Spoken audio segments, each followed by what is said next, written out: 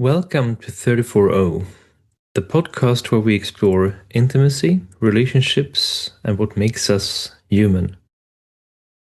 Today's episode is a little different. Most of the time on this podcast, I sit down with guests. We explore stories, sexuality, relationships, attraction, conflict, vulnerability, all the things that shape how we meet each other as human beings. But every now and then, it feels important to step back and talk about the deeper philosophy behind it all. People sometimes ask me where the name 34O comes from. And the truth is, the origin is quite personal. It comes from an experience many years ago that taught me something profound about presence, intimacy, and energy between two people. But over time, I realized that the number itself is not really the point. What matters is what the experience revealed. That the most important things between us rarely happens in the obvious places. Not in performance, not in roles, not in words. They happen in something much more subtle, in a space. A space between reaction and response, between strength and vulnerability, between masculine and feminine energies, between who we have been and who we are becoming. And I've been starting to call this space the space between spaces. And the text I'm about to share with you comes directly from my book about 34O and the space between spaces. And while the text itself is written, the ideas behind it have gone through many conversations, relationships, and experiences over the years. And what I'm sharing with you now is not a theory, it's something that has slowly taken shape through life. It's not meant as a doctrine or a method.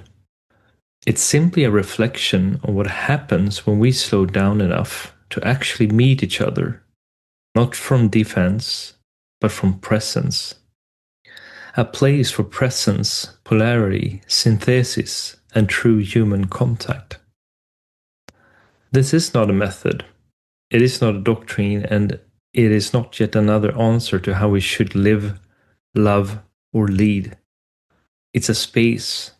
With all its stories, I want to show a space that arose from an experience of something missing, despite all the words, all the conversations, all the development. A feeling that we often move quickly between roles, opinions, and positions, but rarely pause in what actually shapes us.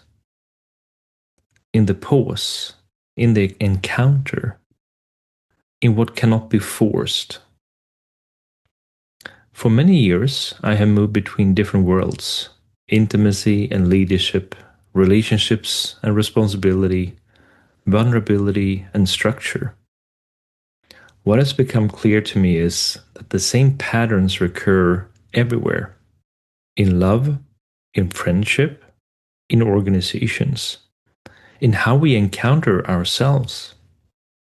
When the masculine and the feminine, as forces rather than genders, end up in conflict rather than interaction, we lose something essential. The space between spaces was born out of the need for another place to meet. Not a new camp to belong to, but a space where opposites can exist simultaneously, where strength does not have to exclude softness, where vulnerability does not mean collapse, where direction can coexist with sensitivity, and where presence is more important than performance. This is an invitation to pause, to listen a little deeper, not only to others, but to what is awakened in you. To explore what happens when we stop living from our defenses and instead begin to meet from responsibility, connection, and maturity. The space between spaces is not something I own. It is something that arises when we choose to be there.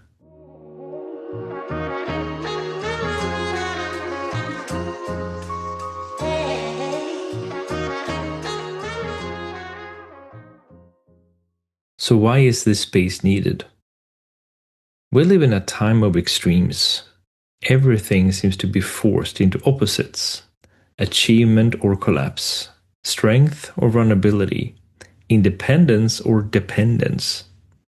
Even the masculine and the feminine have been reduced to camps, positions that are pitted against each other rather than forces that can meet. And this has not led to greater freedom. On the contrary, it has created more polarization, more loneliness, and a life that is increasingly governed by reaction rather than connection. In our relationships, in our leadership, and in how we relate to ourselves. We respond more quickly, but listen less. We act more, but feel less connection. The space between spaces arises as a response to this, not as yet another counter movement, not as a new narrative to take sides in, but as a synthesis, an attempt to return to what unites rather than what divides. Because what really changes us rarely happens in the action itself. It happens in the pause between actions. Not in the words we say, but in the presence that carries them.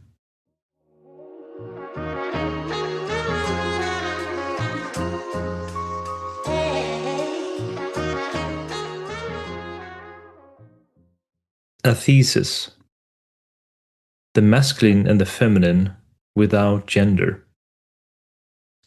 So, this is not a project or idea about men and women. It's an idea about forces that live in every human being, regardless of gender, background, or role.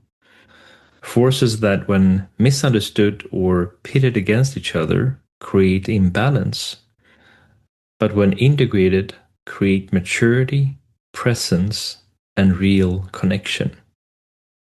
The feminine is not the woman, and the masculine is not the man. The feminine encompasses receptivity, intuition, life, feeling, flow, and pleasure. It also carries chaos, not as something destructive, but as a creative force from which new life can arise. The masculine carries direction, structure, presence, responsibility, support, decisiveness, fire, and the ability to make decisions. Not as control, but as anchoring. When these forces become unbalanced, suffering arises. An overdeveloped masculine often expresses itself as control, performance, and coldness. An overdeveloped feminine can instead take the form of boundlessness, escape, and emotional dependence. In both cases, we lose touch, both with ourselves and with each other. When the masculine and the feminine are allowed to meet in safety, something else happens. Presence without pressure, vulnerability without collapse, and attraction without power games arise. Intimacy becomes possible without anyone having to lose themselves, and love can be carried without self-annihilation. The space between spaces is where this integration can take place, not by choosing sides, but by allowing both forces to live within us, simultaneously, consciously, and in balance.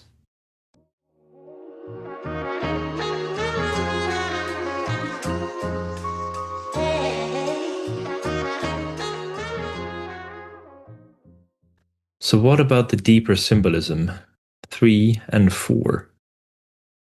This is not numerology as aesthetics, it is architecture for human maturity, a way of understanding how life and structure interact within us, beyond symbolism as surface. The number 3 carries the feminine principle. It stands for life, creation, and movement, for pleasure, energy, and the pulse that wants to move forward without yet knowing the form. 3 is what sprouts, what wants to come into being, what cannot be controlled but carries an inherent intelligence. The number 4 carries the masculine principle. It stands for direction, structure, and security, for holding foundation and the ability to give form to what would otherwise remain scattered. 4 is what frames, supports, and enables something to endure over time. When 3 meets 4, there is no conflict. Life emerges in form and form with life. Energy that gains direction and structure that is filled with meaning. It is in this meeting that movement becomes sustainable and presence gains stability. This is where 34 was born. Not as sex and not as achievement, but as the balance between energy and direction. As a reminder that true intimacy, creation, and maturity always arise when the power of life is allowed to rest in a secure form.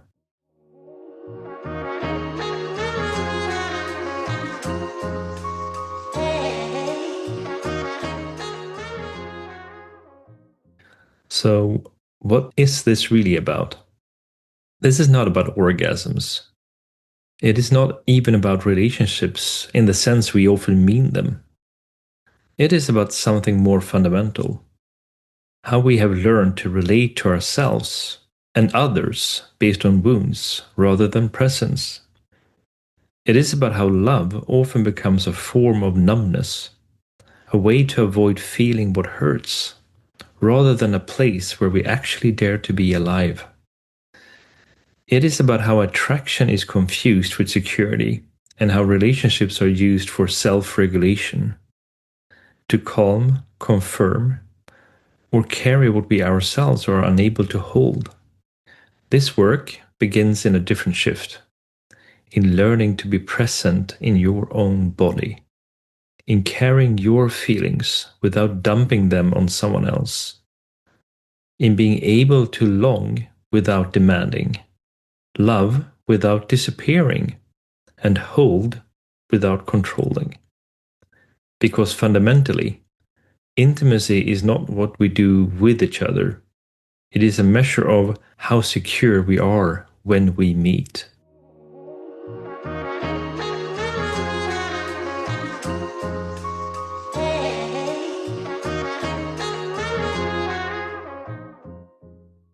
So, what is really the space between spaces? The space between spaces is not a romantic immediate state. It is not a state we dream ourselves away to, nor is it a temporary break from everyday life. It is the truest encounter there is, the one that arises when nothing needs to be defended or proven anymore. It is a space that opens up between two people, but also within ourselves. A space between sorrow and longing, where both can exist at the same time. Between fear and courage, we are not forced to choose over one another. Between who we have been and who we are becoming. The space between spaces is a space for synthesis, not for struggle.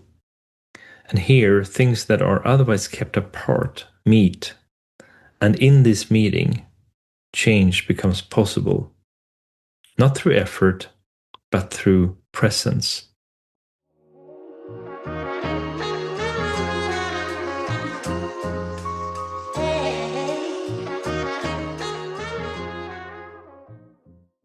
So, how do we move from the individual to relationship and then to society?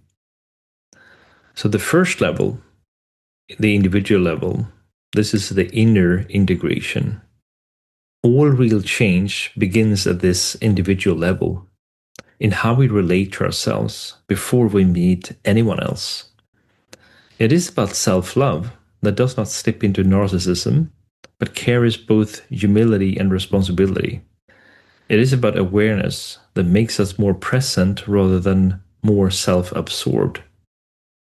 And here we learn to take emotional responsibility for what is going on inside us, to be grounded in our bodies and to gradually integrate our inner masculine and feminine forces into a whole. At this stage, 34O functions as a portal, not as a goal in itself, but as a path to deeper contact with our own inner world, emotionally, physically, and relationally.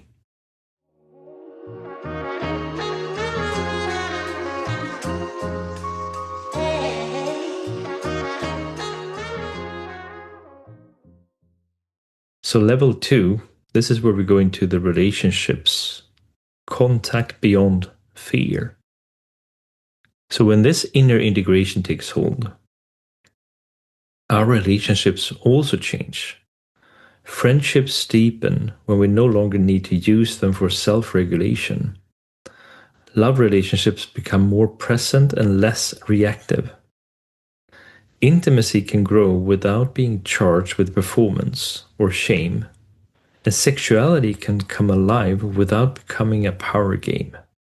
Conflicts cease to be threats to the relationship and instead become opportunities for deepening. Attraction can exist without being linked to fear of abandonment or the need for control. Here, 234 is present, not as eroticism, but as a language for secure, living contact between people.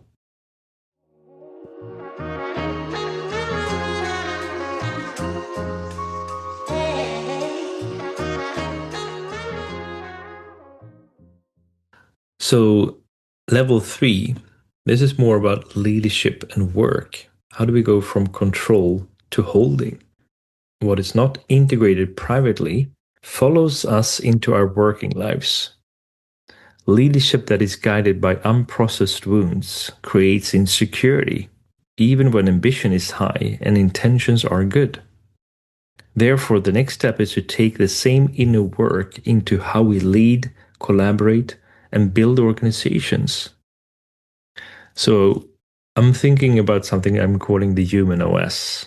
It's more like a framework, if you will, a way of viewing leadership where presence takes precedence over performance, where psychological security is not a soft issue, but a basic prerequisite for sustainable results. It is about clarity without harshness, about being able to hold without controlling, and about leading without dominating. It's about upgrading your own operating system. Basically, it is about becoming stronger without becoming harsh.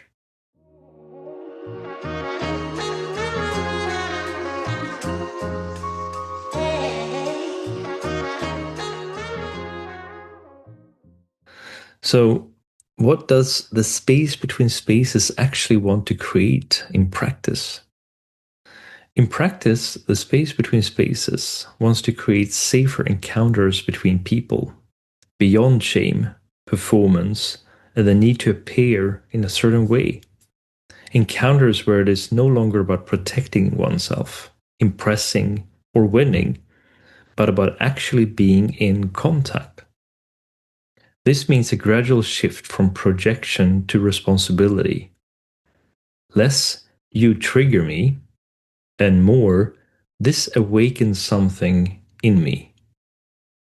Less escape in the form of ghosting, avoidance, and emotional closure, and less struggle through power games, triangles, and constant validation seeking. When we no longer need to use relationships as defense, we can also begin to meet with greater honesty. With increased presence comes increased security, emotionally, physically, and sexually. Intimacy ceases to be a place for dumping unprocessed feelings and instead becomes a space for sharing. A space where both can exist without anyone having to carry more than their own load.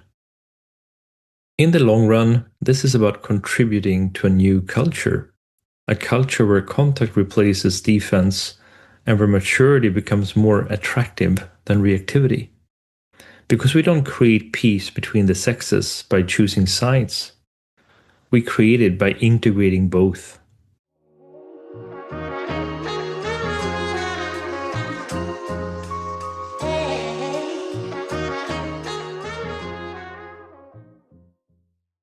Before I close this episode, I want to return to something simple.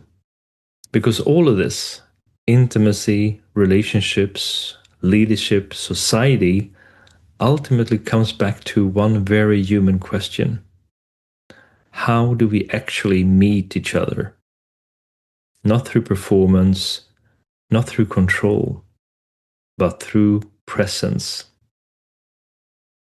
The space between spaces is the place where feelings meets holding, where intuition can rest in purpose, and where softness can exist side by side with stability.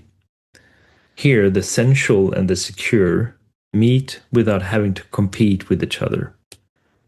Not to blur differences or make everything uniform, but to allow what is different to meet in maturity, and in that meeting, create something greater than its parts.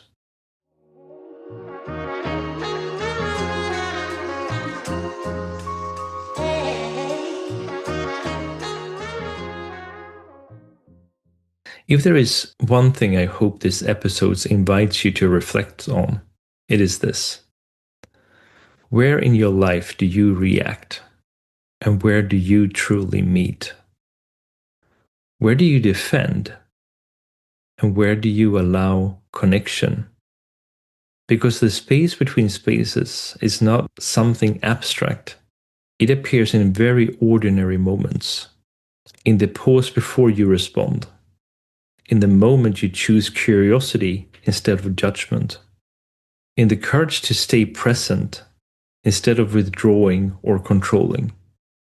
And when we learn to live a little more from that space, something begins to shift. Inside us, between us, and eventually in the systems we build together. And maybe that is where real intimacy begins. Not in perfection, but in presence. And maybe that is where everything meaningful begins. In the space between spaces. Thank you for listening. Stay open, stay honest, and stay present.